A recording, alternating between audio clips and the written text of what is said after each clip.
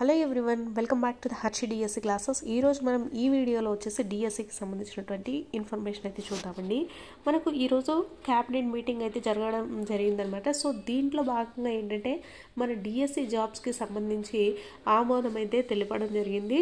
So నిరుద్యోగులకు రాష్ట్ర ప్రభుత్వం శుభవార్త అయితే చెప్పిందనమాట. మొత్తము 6100 పోస్టులతో మనకు డిఎస్సి నోటిఫికేషన్ అయితే వేస్తారు అనేసి వేయడం జరుగుతుంది అనేసి మనకు ఏపీ క్యాబినెట్లో అయితే నిర్ణయించడం జరిగింది. సో మనకు డిఎస్సి నోటిఫికేషన్ అయితే వేసే ఛాన్సెస్ తొందరలోనే ఉన్నాయి కాబట్టి చాలామంది నోటిఫికేషన్ రాదు అనేసి గా ఉన్నారు.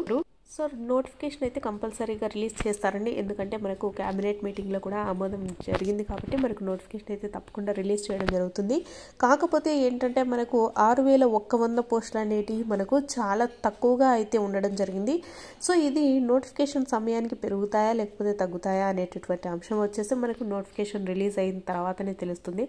సో ప్రాక్టీస్ అయితే చేయండి. మనకు వచ్చేసి ఈ డిఎస్సి ఒకటే మనకు చాలా రోజుల నుంచి దాదాపు చాలామంది నిరుద్యోగులు 5 years నుంచి అయితే ప్రిపేర్ అవుతూ ఉన్నారు కదా.